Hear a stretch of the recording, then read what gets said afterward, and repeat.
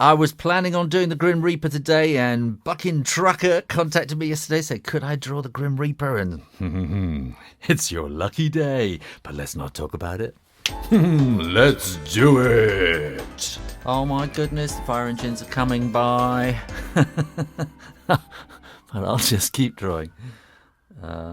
Let's start with, this is going to be the kind of skull case.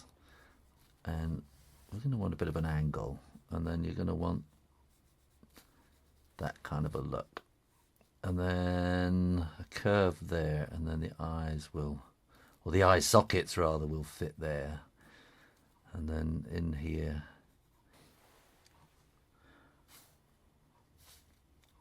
we want this kind of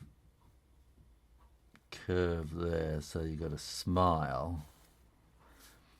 And then that's kind of coming around there, like that. The hood now, we want to have just skimming over the eye there.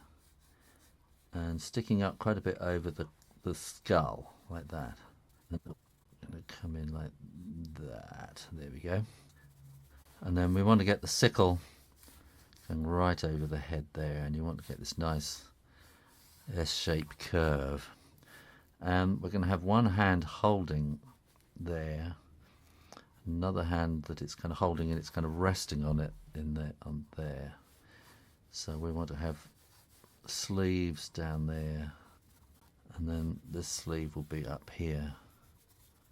And we're going to want to have it, we'll have him just kind of standing on a rock or something like that, and a bit of a wind blowing the blowing his cloak away there. And we'll have a few folds in his clothes like that. So we want a slight kind of leaningness over that way. I wonder, shall I pull this out a little bit more? There, that might be better. And what am I going to do first? I think I'm going to do these 2, 3, 4. I'm going to do these skeletal fingers holding on to the scythe like that, and bring that up here where again we'll have one. So these are the, kind of the knuckle bones of the skeleton's hands, and we'll want a kind of thumb going off there, and then this will come right, and that will come out like that. And then you're going to want this to be a bit kind of wider there, and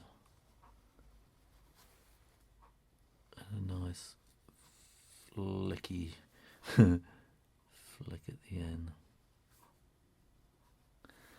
Okay, like that. And then we can draw the hood there, and that will come down around underneath it. And again, you can maybe kind of do dots up there a bit like that. And then we're going to want to get these evil eye sockets. Is it evil? I don't know. Scary, I think. I'm not sure that the image of death is necessarily evil. It's just inevitable. And then I'm going to do this kind of little shape like that. And no, I think death doesn't really, actually, he's not evil or anything like that, I don't think. We want, wait a minute. We want this kind of shape coming into there, into the top teeth like that. That's right. And then that will come like that. I don't think death is particularly evil. I don't think he has a view on anything much. It's just he knows when your time's up and he just comes to get you. So it's not an evil kind of thing, is it? Really, it's just scary particularly if you're not prepared.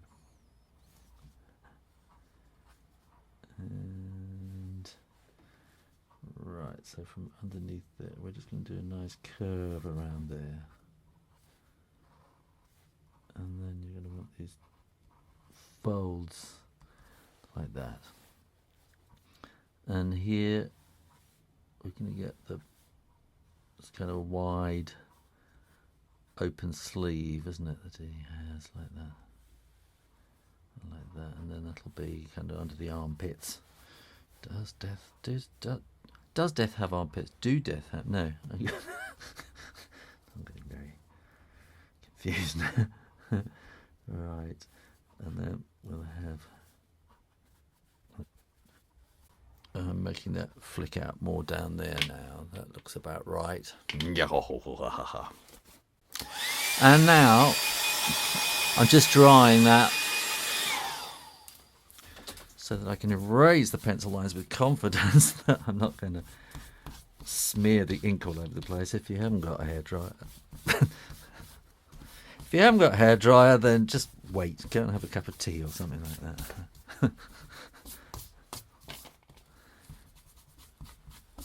And now I'm probably going to go into silent mode.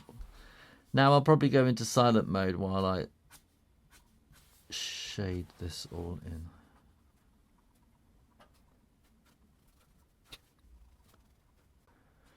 Okay, I really want this skull to stand out, so what I have to do is a lot of cross-hatching behind it,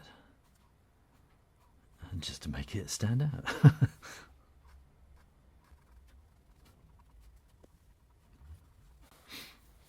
Okay, that's got a really good sort of solid background there, and then we're also going to want to have shadow cast by the cowl of the, not the Simon cowl, and then that will want to be shaded in, and maybe a little bit there.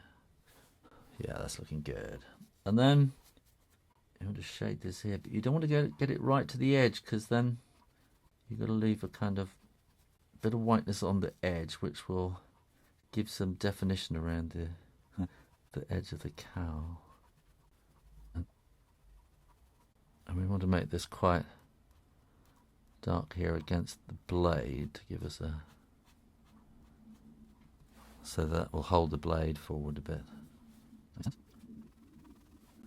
And then this will be kind of dark here because this is in the shadow of the cowl. But we want to kind of leave light around the edges here. And I'm just going to shade this in all completely black so that the fingers sort of stand out. Fingers, knuckle bones. I'm adding slightly curvy kind of lines just to help give the sense of it having shape inside.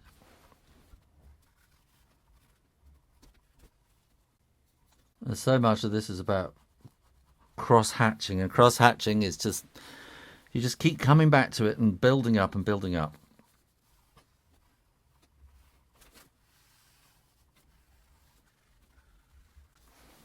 And again, we want to leave light around the edge there and make it dark on either side of the scythe, so that stands out, and you want to make it dark around the knuckles so they stand out. Make it darker around there, and then also we need to kind of leave this little hint of lightness around the edge of the sleeve. And I'm using curved strokes here to give that curved kind of feel to these folds. Again, we'll have, it'll be much darker there, so I'm scribbling really because I haven't got time to do. I've been wanting to do a really long video on this one all weekend, but I just ran out of time, so I'm having to speed up on this one. This is in my classic scribble style, but you get the idea. And again, underneath the sleeve, then we want to keep that kind of pale there. I'm going to need more up here in the much more tone, getting that darkness in here. And then you're going to want to, if you suddenly find lines going that way, you need to add them in here as well, so that the lines are going to balance up. The eye's not going to be jarred. Like that. And then we're going to want detritus or something on the ground where he is standing. And we can make this all pretty much mould into each other. Just cheating, I suppose. But you do what you have to do when you're drawing things like this. And these lines are really here to help the scythe, the blade of the scythe, stand out.